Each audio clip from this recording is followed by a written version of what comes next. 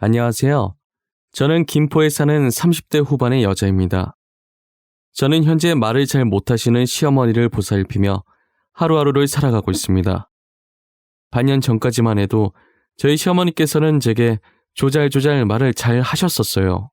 하지만 저희에게 벌어진 한 사건으로 인해서 실어증이 생기고 만 것인데요. 저와 남편은 사내 연애를 하면서 동료들 몰래 사랑을 키워나갔어요. 둘 다 늦은 나이에 만났지만 마음만큼은 20살 새내기들 못지않게 풋풋했죠. 저희는 나름 비밀 연애한다고 했는데 청첩장을 돌리니 다들 알고 있었다면서 둘이 언제 결혼할지 직원들끼리 궁금해했다고 말을 하더라고요. 회사에서 필사적으로 모르는 척 하려고 했는데 오히려 그게 더 티났다고 하면서요. 저희 남편은 위로 누나 둘을 둔 막내 아들이에요. 오빠가 있어서 성격이 털털하고 자주 덤벙거리는 저와는 다르게 누나들이 있어서 그런지 정말 세심한 남편이었어요. 제가 생리통으로 고생할 때도 표정만 보고 알아서 척척 잘 챙겨주더라고요. 어디 놀러가면 하나부터 10까지 알아서 계획을 짜오고 여행 가서도 혹시 두고 온 물건이 없는지 다 챙겨주고 정말 세상에 둘도 없을 자상한 남편이었습니다. 단 하나의 단점이 있다면 누나 둘을 뒀다는 사실이에요. 신우들은 제가 결혼해서 식구가 됐을 때부터 탐탁치 않아 하는 눈치였어요. 말투와 표정을 보면 신우들과 한 공간에 같이 있기 싫었어요. 말을 몇 초만 섞어도 기분이 확 나빠지게 만드는 재주가 있으신 분들이에요. 저희 시어머니는 다른 집과 다르게 남편보다 신우들을 더 이뻐하시더라고요. 어디서 좋은 게 하나라도 생기면 신우들에게 주기 바쁘셨어요. 누가 보면 남편을 밖에서 데리고 오네라는 생각이 들 만큼 차별을 하셨어요. 하지만 남편은 그런 시어머니의 모습에도 아무 불만이 없더라고요. 한 번은 제가 신우들만 챙기는 어머님이 서운하지 않냐고 물은 적이 있었어요. 당신은 어머님께서 형님들만 챙기는 거 서운하지 않아? 나였으면 엄청 기분 나쁠 것 같은데 당신은 안 그래? 나? 아무 생각 없는데? 우리 엄마 저러는 거 누나들한테 미안해서 그런 거야. 엄마는 늘 마음의 짐을 하나 들고 다니고 있었거든. 마음의 짐? 그게 뭔데? 어머님이 형님들한테 잘못한 거라도 있어?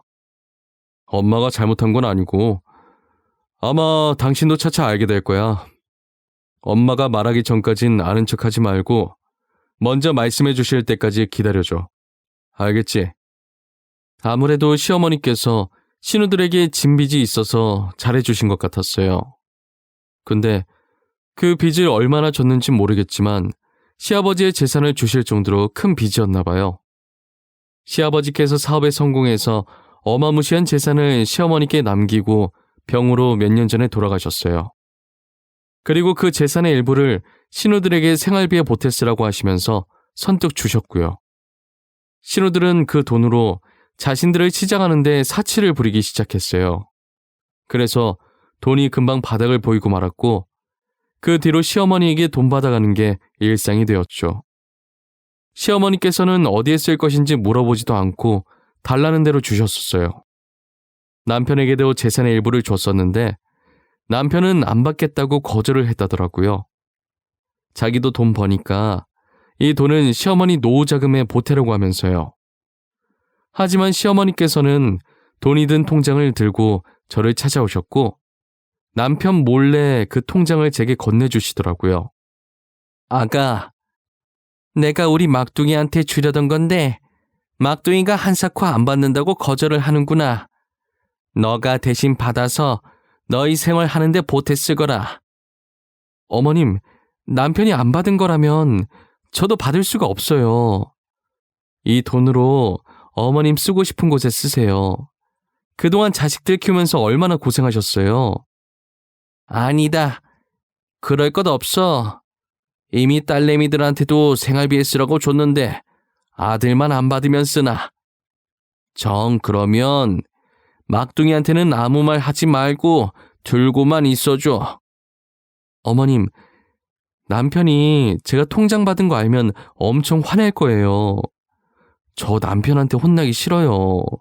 그러니 얼른 통장 가방에 다시 넣으세요.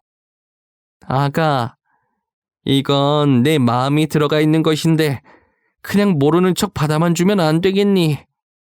쓰든 안 쓰든 아무 상관없어. 그냥 이 시엠이 마음이니 받아주면 좋겠구나. 저는 결국 시어머니의 성화에 못 이겨 통장을 받아들었어요. 정말 남편 몰래 이렇게 받아도 되나 싶었지만 시어머니의 눈을 보니 안 받으면 안 될 것 같았어요. 그리고 통장에 찍힌 액수가 얼마인지 확인도 하지 않고 서랍 안 깊숙이 넣어두었습니다. 언젠간 이 통장을 다시 어머니께 돌려드리겠다고 생각했어요. 그러다 얼마 후 시댁에 놀러 갔는데 시어머니께서 흔적도 없이 사라지신 거예요. 평소 엄청 깔끔하신 분이시라 정리정돈을 잘하시던 어머님이셨는데 문 앞에 있던 신발들이 다 헝클어져 있어서 이상한 느낌이 들기 시작했어요. 평소 어디 가시면 가신다고 늘 제게 전화해서 이야기를 하셨었거든요. 그런데 아무 연락도 없이 이렇게 집을 비우신 건 처음이었어요. 하루아침에 사라지신 시어머니가 걱정이 되어 전화를 했지만 아무리 해도 받지를 않으시더라고요. 4번 정도는 신호음이 가다 끊기더니 5번째는 전화기가 꺼져 있다는 음성이 흘러나왔어요. 저는 너무 불안해서 집에 있는 남편에게 급하게 전화를 했어요. 여보, 아무래도 어머님한테 무슨 일이 생긴 것 같아. 집에 아무도 없고 전화를 해도 받으시질 않아. 어머님한테 무슨 일 생긴 거면 어떡해? 나 너무 무서워. 일단 흥분하지 말고 진정해봐. 잠시 근처에 친구 만나러 가셨을 수도 있잖아. 전화는 해봤어? 엄마 전화 안 받으셔? 전화해봤지. 근데 전화기가 꺼져 있대, 여보. 나 느낌이 좋지 않아. 아무 일 없겠지? 근데 왜 이렇게 불안하고 진정이 안 될까? 너무 걱정하지 마. 금방 오실 거야. 배터리가 다 된 걸 수도 있고. 내가 일단 엄마가 자주 다니던 곳에 가서 찾아볼게. 남편은 제 전화를 받고 어머님이 갈 만한 곳을 다 뒤져봤지만 찾지 못했어요. 자주 어울리던 어르신들도 하루 종일 어머님을 보지 못했다고 하더라고요.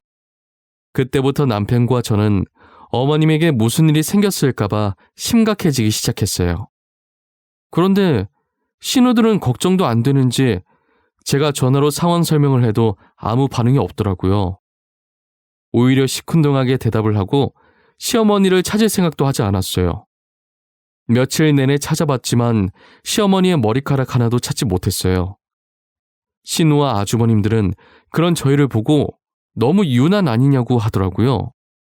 엄마 어디 멀리 놀러 갔겠지. 괜히 일 크게 만들지 말고 가만히 있어. 기다리면 어련히 알아서 오실까. 그러니까 올케 너무 유난이다. 누가 보면 올케가 자식인 줄 알겠어. 시어머니 없으면 좋은 건 며느리 아닌가? 형님들, 무슨 말씀을 그렇게 하세요? 형님 어머니시잖아요. 어떻게 어머니가 사라지셨는데 딸이라는 사람들이 이렇게 아무렇지 않을 수가 있는 거예요? 처남댁, 장인어른이 남겨주신 재산으로 어디 여행이라도 가신 것 같은데 진짜 왜 이렇게 오바를 하는 거야? 지금 선 넘으려고 해? 아주버님, 제가 언제 뭘 얼마나 선을 넘으려고 했는데요. 말씀해 보세요. 며느리가 시어머니 걱정하는 게 그게 그렇게 선 넘는 행동인가요? 누나들도 너무하고 매형들도 너무하네요. 엄마가 사라졌는데 걱정이 안 되세요? 걱정하는 척이라도 한번 해보세요. 무슨 근거로 여행 갔다고 확신하시는 건데요? 내 말이 그 말이야. 어떻게 그리도 확신하세요? 도대체 어머니께서 그 나이에 혼자서 어디를 가시겠어요? 저 실종 신고를 해서라도 어머님 찾을 거예요. 남편과 저는 표정 하나 안 변하는 신우와 아주버님들에게 한마디씩 하고 시댁을 나왔어요. 그 길로 곧장 경찰서로 달려가서 실종 신고를 했습니다. 저희는 그렇게 3년이 지나도 시어머니의 소식을 들을 수 없었어요. 도대체 어디서 뭘 하시는 건지 저희 앞에 나타날 생각을 하지 않으셨죠. 그러다 누군가 우리 집 문을 다급하게 부서질 정도로 세게 두드리더라고요. 도대체 이른 아침부터 누가 저렇게 매너 없이 문을 두드리냐고 한 소리 할 생각으로 문을 확 제쳤는데 시어머니가 바로 앞에 서 있더라고요. 저는 잠이 덜 깨서 잘못 본 건 줄 알고 눈을 비비고 다시 봤는데 저희 시어머니가 맞았어요. 새하얀 병원복을 입은 채로 맨발에 땀을 뻘뻘 흘리면서 서 계시더라고요. 어머님, 진짜 저희 어머님 맞으세요? 저 지금 잘못 본 거 아니죠? 도대체 어디서 뭘 하다가 이제 나타나신 거예요? 저희가 얼마나 걱정했는 줄 알아요? 아가, 나 좀 살려다오. 나 다시 돌아가고 싶지 않아. 그러니 나 좀 제발 살려다오.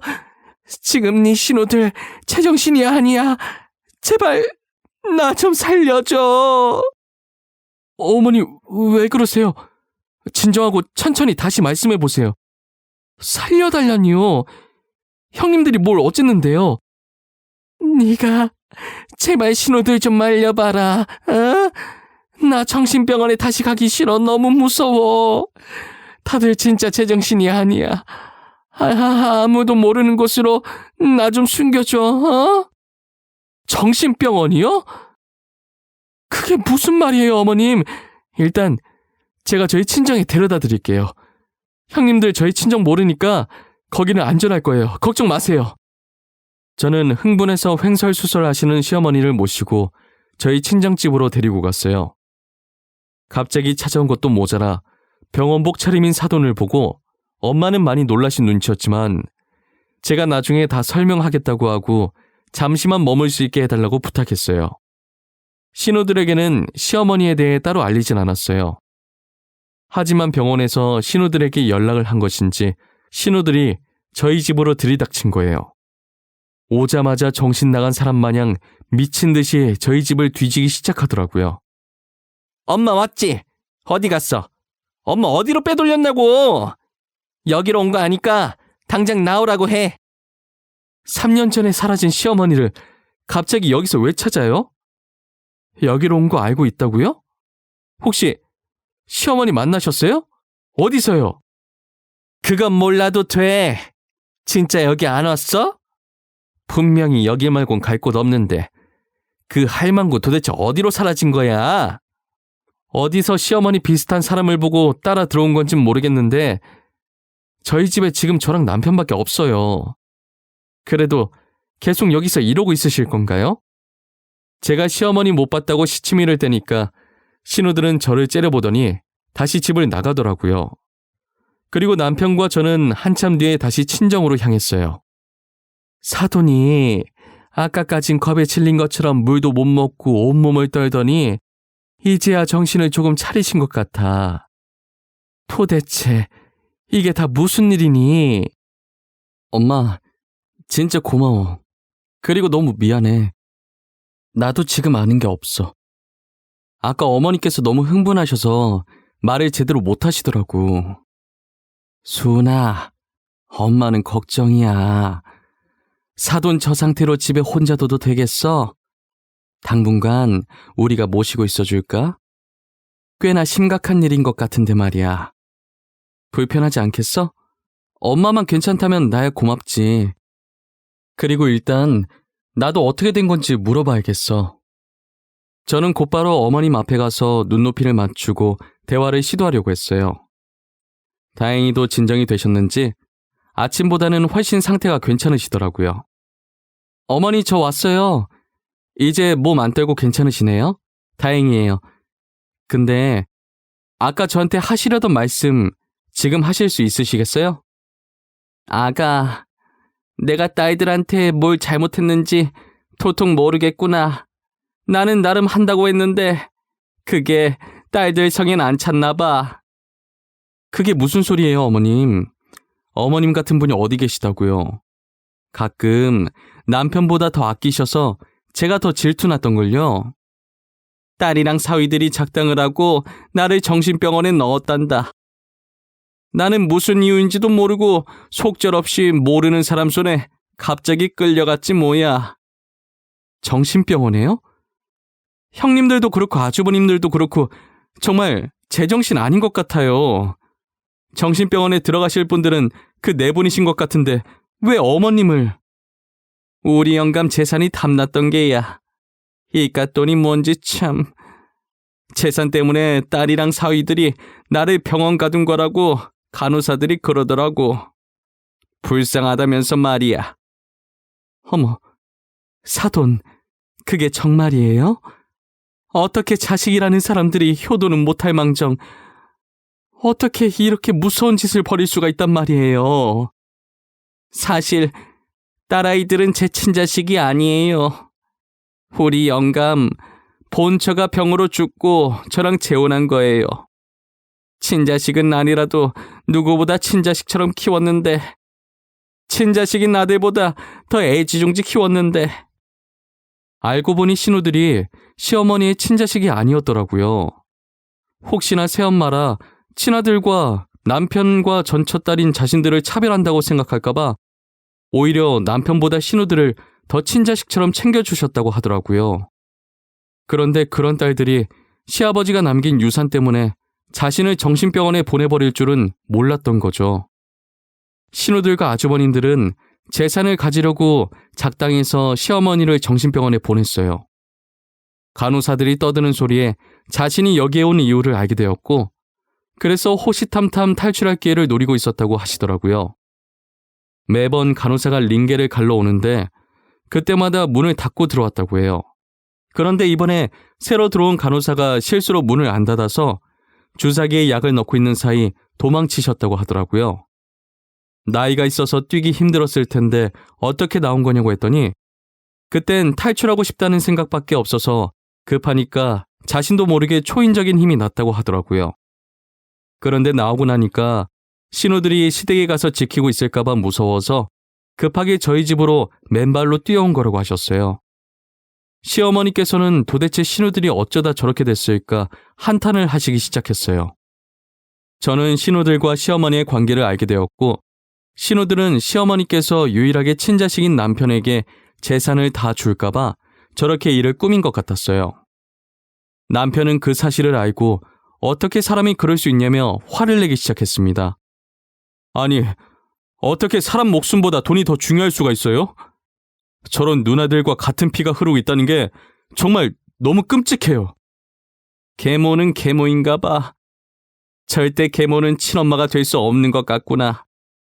나는 내가 노력하면 친엄마가 될 수 있을 거라고 생각했거든? 근데 그건 내 착각이었어. 엄마, 누나들이 이제 무슨 일을 벌일지 몰라. 병원에서도 탈출했으니 더한 걸 준비할 수도 있어. 그러니까 그 전에 아버지 재산 모두 기부하자. 남긴 거 싹 없애고 편하게 살자, 어? 그래, 그러자꾸나. 나도 이제 편하게 살고 싶구나. 나도 이만큼 노력했으면 많이 한 것 같다. 이젠 너 하나만 보고 살고 싶구나. 저희는 시어머니를 집으로 모시고 왔고 신우들도 저희 집으로 불렀어요. 그리고 남편이 시아버지의 재산에 대해 운을 떼기 시작했어요. 우리 아버지 재산 사회에 기부하기로 했어. 그러니까 앞으로 엄마한테 아무 짓도 하지 마. 더 이상 이 돈으로 인해 피해받는 사람이 없었으면 좋겠어. 뭐? 너 지금 뭐라 그랬어? 기부? 누구 마음대로 기부를 해? 우리 아버지 돈을 왜 네 멋대로 기부를 한다고 난리야? 야, 왜 네 마음대로 결정하는데? 우리도 아버지 자식이야. 절대 기부 못해. 당장 우리 아버지 돈 내놔. 내놓으라고! 한두 살 먹은 어린애도 아니고 때 좀 그만 써. 이러는 것도 진짜 지겹다. 도대체 엄마가 무슨 잘못을 해서 이렇게까지 하는 건데? 아, 난 모르겠고 빨리 아버지 돈이나 내놔. 이 집 엎어버리기 전에 내놓으라고. 나 그 돈 없으면 이혼할 수도 있어. 그러니까 얼른 내놔. 우리도 돈 없어. 이미 변호사 만나서 기부하는 걸로 얘기 다 끝났거든. 그러니까 엄한 우리 엄마 그만 잡아. 알겠어? 남편의 말에 신우들이 만만한 시어머니께 돈 내놓으라고 달려들기 시작하더라고요. 시어머니께서는 난리치는 꼴을 보다가 충격을 받고 쓰러지셨어요. 병원에 나온 지 얼마 되지 않아서 그토록 가기 싫어했던 병원에 다시 들어가게 되었죠. 시어머니는 그간 정신병원에 있으시면서 건강이 예전보다 많이 안 좋아지셨어요. 거기에 충격으로 실어증까지 오셨고 병원 신세를 피할 수 없게 되었죠. 신우들은 시어머니께서 입원을 하시는 동안 병문안을 한 번도 안 오더라고요. 시어머니의 병간호는 제가 하게 되었어요. 시어머니께서는 늘 제게 미안함과 고마움이 담긴 눈빛으로 저를 바라보셨어요. 말을 못하시지만 저한테 진심은 잘 전해지더라고요. 저는 비록 대답은 못하시지만 그래도 심심하지 않게 시어머니께 조잘조잘 말을 걸었어요. 언젠간 제 진심도 시어머니께 잘 전해져서 다시 예전처럼 말을 할 수 있길 바랐어요. 그리고 얼마 뒤 바짝 마른 손으로 제게 쪽지를 한 장 건네주셨는데 글씨가 삐뚤삐뚤 적혀 있더라고요. 저번에 제게 줬던 통장에 들어있는 액수를 한번 확인해 보라고 하셨어요. 시아버지의 재산 반이 그 통장에 들어있다고 하시면서요. 시어머니께서는 언젠간 신우들이 돈 때문에 무슨 일을 저지를 거라는 걸 아셨던 것 같아요. 물론 이렇게 패륜적인 방법을 쓰실 줄은 몰랐겠지만요. 그래서 예전부터 미리 돈을 빼돌려 통장에 넣은 뒤 저희에게 주시고 이 사건으로 신우들 앞에서는 재산을 전부 기부하는 척 하신 거예요. 신우들은 현재 줄줄이 이혼을 당하고 있는 것 같았어요. 알고 보니 시아버지께서 꽤나 큰 기업을 운영하셨기 때문에 가지고 계신 재산이 많을 거라는 걸 알고 그걸 노리고 접근했던 중소기업 운영하는 남자들이었어요. 하지만 이제 돈을 기부하고 없다는 걸 안 뒤로 더 이상 신우가 쓸모가 없으니 헤어지자고 한 모양이에요. 신우들이 돈돈 거리는 데엔 다 이유가 있었구나 싶으면서도 아무리 돈이 급해도 그렇지 자신을 키워준 엄마를 이렇게까지 해야 했나 싶었어요. 저는 시어머니를 모시기로 마음먹었고 신우들은 어머님께 그런 짓을 해놓고 이혼당하니 뻔뻔하게 시댁에 가 있다는 소식에 화가 나서 시댁을 팔아버렸어요. 그리고 저희한테 찾아와서 또 난동 부릴까봐 저희 집도 팔고 공기 좋은 곳에 어머님과 함께 살 집을 구해 이사를 갔어요. 현재 신우들이 어떻게 살고 있는지 소식을 들을 수 없었어요. 저희 가족은 이사와 동시에 신우들과 연을 모두 끊어버렸거든요. 어머니도 더 이상 신우들이 보고 싶지 않으시다고 했고요. 둘이서 똘똘 뭉쳐서 잘 살고 있겠죠. 그리고 최근에 저희에게 정말 기쁜 소식이 하나 있어요. 시어머니께서 다시 말을 조금씩 하시기 시작했어요. 아직은 간단한 말만 하시지만 그래도 다행이에요. 앞으로 제가 옆에 있으면서 딸 노릇도 해보려고 해요. 성격이 너무 털털해서 애교를 잘 부릴 수 있을지 모르겠지만 노력해보려고요. 긴 이야기 들어주셔서 감사해요. 늘 건강하시고 하시는 일 모두 이루시길 바랄게요.